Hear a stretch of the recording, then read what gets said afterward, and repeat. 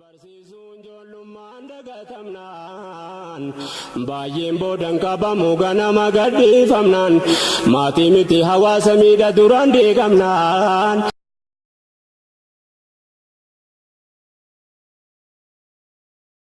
Tana taate fedhii tana dura kan dhaabanne lakki ani ilman barbaadu waggaa haga tokko dura qanani'uu barbaada. Saniin booda ilma dhallaa ammatiin dhalluu ifii dhiyoo ka jettuun taate saalfattee jallisuun ni malti. Ammoo fedhiin isiiti irra guddoo fagoo jirtii beekin argamne. Waan fedhiin isii guddoon tun hin argaminiif rakkoo uumti yeroorraa yerootti. Rakkoo kana hunda jalaa nagaya bahuuf fedhii isii san kasillee fedhii makan keetii guutuu fi qabda jechuudha. Akkasuma immoo akkuma dubartiin hedduu ilma feetu harki xiqqaan tokko zamana boodaa kan akka ilma feenis argamee jira.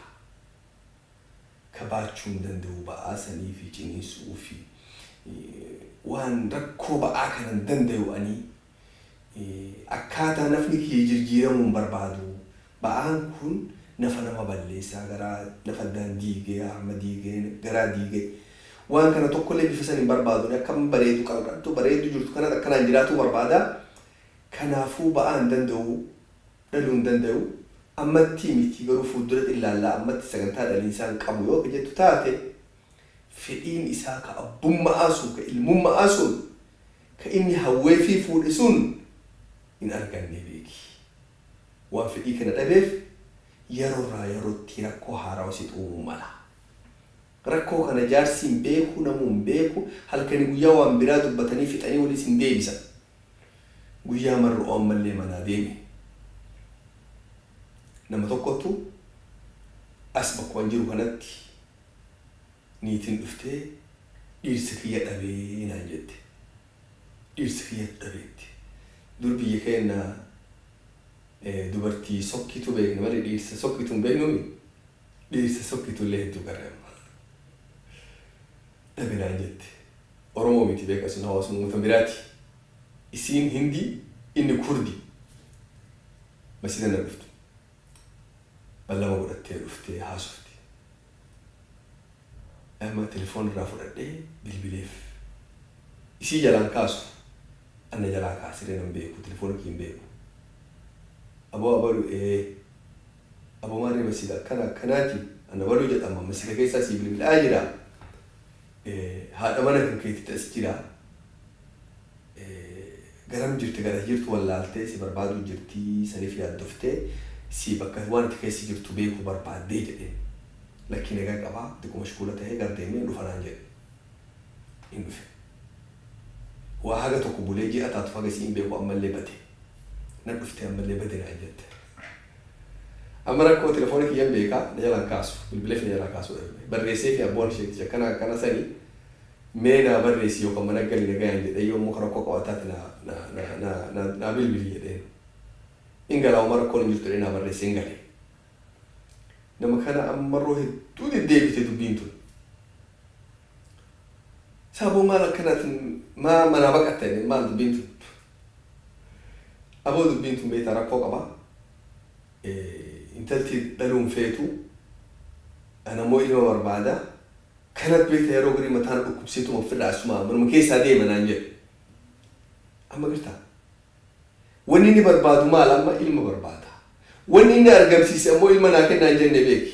Manaa baqate. Isooke. Rakkoo uuman baannu waan akkanaa kana laa. Rakkoo uume namni kun ammoo. Rakkoon jirru uume mashkuula godhee du'e moo maal ta'e moo makiina dha'e moo maal hagam rifatti bari hin bootti siin guyyaa duraa san faan bootti qajeeloo bootti. Du'uun dhabuun jiru jetti.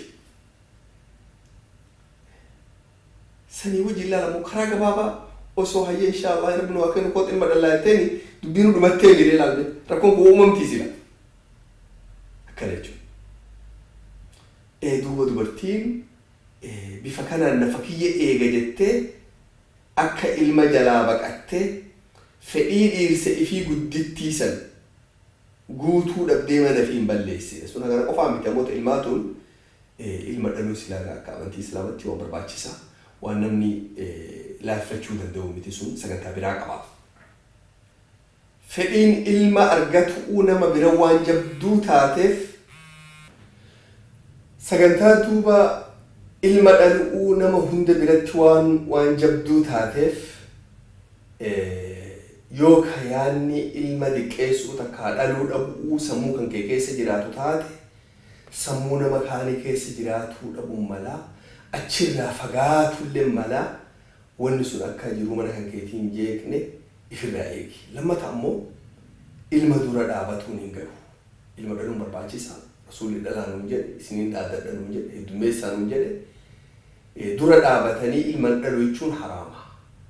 Waan ilmaan dhalan gadamisa ilmaaniif keessaa baasuun takkaa hidhuun takkaa guutuma balleessuun akka nabadaan dhalli godhuun haraama. Addaan tursiisuun hoo ammoo addaan tursiisuun yoo waan beekamu takkaaf goote siif gaya. Waan beekamu jechuun fayyaa haadhaatiif takkaa fayyaa ilmaatiif haga hoosiftu si waggaa 2 waggaa 3 kan addaan tursiifte siif gaya. Yoo ka isiin aadatti ji'uma 9 ji'uma haguma dhaltee walirratti ka dhaltu taate ilma 3-4 walirratti ka waggaa tokkollee dura hin jirre yoo dhalte miidhamuu mala isiin dhukkuba waan kana xiqqoo addaan fageessuu ni dandeetta akka shari'aa islaamaatti. Ammoo abadaa dura dhaabattee hin dhalu jechuu hin dandeettu yoo egaa rakkoon jiraatte malee fayyaa dhaluu hin dandeettu yoo dhalte miidhamtaa ni duutaa jedhanii rakkoon akkanaa kun yoo jiraatte fakkeenyaaf ilma qalanii ilma keessaa baasan marroo 2ffaa 3ffaa 4ffaa 5ffaa saniin booda qalamuu hin dandeettu miidhamte jedhanii achirra bifira dhaabuu tursiisuu takka addaan ni dandeette jechuudha. Ammoo bakka tana qajeelatti akka mootummaalleetti hin gahu. Mootummaan dura dhaabattee ilma tokko malee dhaluu hin dandeettu namaan jechuun hin danda'an. Haraama akka shari'aa islaamaatti. Chaayinaan amma namni ilma tokko malee hin dhalu. Uummanni hagam takka jeeqame, hagam takka rakkate. Namni hunduu ilma dhiiraa barbaada. Yoo ilmi duraa kun dubra ta'e namoon ajjeesa. Duuteedhaan tabiraa tokko dhalan malee gaafa dubra ta'e malee ajjeesa. Rakkoo hagam geettu, musiibaa hagam geettu. Jeeqamni guguddaan amma Chaayinaa harkaa qabu namni dhiiraa heddummaatee ijoolleen dhiiraa dubri xiqqaatte. Dhiirti dummee eenyumayyuu haa argattu ture. Namni tokkollee ka obboleessa qabu hin jiru. Namni tokkollee ka abbeeraa qabu hin jiru. Namni tokkollee ka eessuma qabu hin jiru jechuudha. Barbaada jabaa. Namni tokkollee ka dubrii qabu hin jiru jechuudha. Namni tokkoon gaddeebi. Waggaa hagasii keessatti cinaa hawaasaa muruu barbaada. Maan namni 2 wal fuudhee yoo tokko dhale cinaan bahee jechuu miti. Dhoowwama sun. Ammoo ilma dhaabuun hin gahu jennee addaan ammoo fageessuun ni gaya. Yeroo addaan fageessan kan egaa waan garagaratti dhimma bahanii gara isaatii inni waa kaayatamu isii kana hidhamu isii kana waraanamu sibiila kee karaa hedduu barbaachisu sanii karaa rakkoo namarra hin geessine ka fayyaa namarra rakkoo hin geessine ilma tursiisuu ni danda'a. Daliilli zamana sahaabaa sahaabaan maal jedhan kunnaa na'zilu wal qur'aanu yanzil. Osoma qur'aanni rabbii bu'usan azlii jechuun namni niitii fi wajjiin rafee yeroo shahwaan bishaan irraa dhufan maniyyiin keessaa baasu. Keessa baasuun sun hiikan isii waa kaayatu ammaa zamana kanaatii fi isiin waa hidhuu zamana kanaatiin hiikan tokko jechuudha. Santurraa hamtuu santurra nama rakkisayyuu. Duuba eega sun duuba geettee garuu gaa abadaa dura dhaabatanii akkasiin argamne godhuun ammoo haraama. Wanni afraffa'aa kan namni fuudhuuf fedhii ifii kashahwaa bakka rabbiin hayyame sanitti geeffatu. Fedhii ifii akka qabu san karaa rabbiin guddaan hayyame saniin dhiirti dubartii tajamti. Dubartiinis dhiira tajamti. Fedhii rabbiin guddaan jidduu isaanii kaayasan karaa barbaachisu karaa rabbiin hayyameef saniin geeffatu. Tanaaf wal fuudhu. Namu duuba eegatuun waan namni fuudhuuf taateef lamaan isaaniitu fedhii tan haga danda'ame walii guutuun barbaachisa. barbaachisa. Fedhii kana wal dura dhaabatanii osoo isiin itti hajamtu inni didee osoo isiin itti hajamtu didee rakkisuuniin haraam. Isiinis akkasuma osoo inni barbaadu shi'uu hin danda'u dhukkubsadha akkana jettee lafa harkiftee rakkisuuniin haraama lachuu hin gahu jechuudha. Wanni shanaffaa akka namni fuudhuuf waa hela argatu. Waan guutuu namni adda jiraatu waan baddu. Waa hela gurmuusii ta'u. Waa hela waliin haasoftu. Waa hela waliin nyaattu. Waa hela waliin raftu. Waa hela si yaadu, si rifatu, si quba qabu. Waan taphatii miti subhaan. Wanni irra guddoo takka tana jechuun dandeetta. Waa helli waan guddoo. Namni waa hela barbaada. Ka yaada waan maratti walitti himatu. Ka wal quba qabu, walii bilbilu, waliin deemu, walii yaadamu yoo ati dhukkubsatte si waliin dhukkubsatu. Si boo'u, si boottu, si tajaajiltu. Waa hela kana waa hela barbaada. Waa hela kana keessa, waa helummaa kana keessa jaalala jira. Waa helummaa kana keessa rahmata jira. Waa helummaa kana keessa xubulummaa jira. Ollummaa jira, waan gaarummaa jira. Wanni guddoon takka jaalala waa helummaa kana keessa jirtu. رسول ربي عليه الصلاة والسلام عمرو بن العاص هيوم بكمان عرباسو إسلامي رسول الفيسي كباجي إسا كجي على مجرو دورتا أورانا وديرك يروح تشراغ الديبي سموتي يغيسا ونسين تجيبه أمبانا نمهن در رسول نجالتهم نو يوسيد الفيا رسول ربي نمهن در إيه نجالت تجيبه عائشة نجيبه رفع لنا من دبرتين غافل لني لكن دبرتي سنغافل لدير سنغافل لدير يا رسول ربي أبا سيجينا جري إيه نتأنا الأبر إيه نتأنا أبر لنا أمبانا ندبته نبينا سوداء ده جالي سيد ما لمون بربادي جالا نغرتا رسول ربي دورتا أمتا توجين نيتيتينا مهندر جالت أسا إنسان فني رسول جالت وان صرفتني ميتي وان آلتني ملي كنافو جالا لأمو رحمة أمو نما وجين نما جالت نما رحمة أروف نما رحمة ولي قدني كان واني تكو تفوق أنيفتنا رحمة ولي قدو والجالته قرمو ولي تو والقبق أباته والتجاجلو فإيو نما هنداتو بكتنا كيسا ولي قدو نما رباچيسا واني هاي نتوب بنكون وانقاقاري نمني فوقف انتلتي هيرو توف وان هاجا كان مالك هجرت تجرا كان مني قرين قفان قبو هدوني سياموانا متو هدوني سياموانا قيام فيه وان سنراتوكو هوري نمت هوري قبا دوريسا انتلت وان نسين هيرمتيف هوري مكاناف تكا انتلت دوريتي براتو بروفيسور يونيفرسيتي برسيفتي من داري سيتو ملقو قودة يان ملقو مكانت أجلي هاتو بربالين يعني ما لارنا هوري هدو قرر هدو قرر هدو نسامون بالكوفني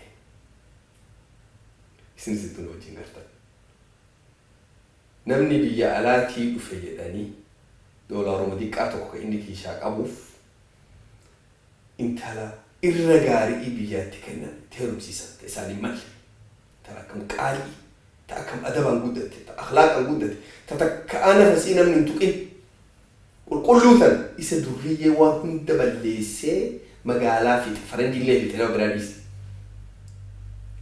دورية كان ملقا قبل إني تكنا حاجة متفشلة وندي كيسانون بيتا قرأتكم جي أولا يادتو تا أبا يرو إسين دريت إيارا بولي بفتو دابي غرسانا مودا غرسي انتراتيا أصولا برات هيرمتي هوريسي كني كرانسي إجاري منانسي إجاري واحدو سي غريدي أمو فقونا رادي ما جرتا وانسي غرون قابو واتوكو قفاسي كنا تكتي سنجابي فلو أكا تكتي سنرامين كتاب القرآن باسي تكني كتاب القرآن كان الناس جدو جريدي الله أكبر كتاب ربنا قدته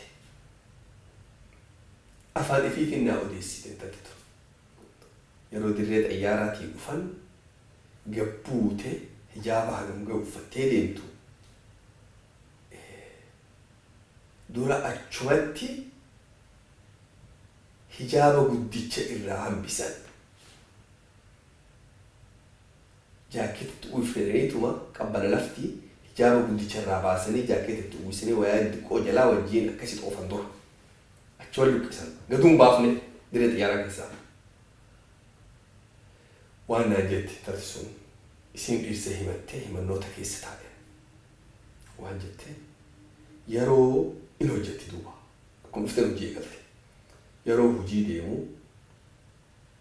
hijaabni guddaan kun hafee qimaara guftaa matarra kaayatan kana qofa tafeef tokkicha kana dhokfadhee kaayadha jette nan hayyamu yeroo haga liftii keessa jiru haga gad deemu jiru hidhadha jette hojii oolee yeroo galee ol bahee osoo mana kiyyan seene ofirraa baasee kaayee mataa qullaatti seenetti garta horiif kenniteefi intalaan ta'e horiin sun uume osoo siin ji'a tokkoon gahee hojii eegalte halkanii guyyaan dalagdi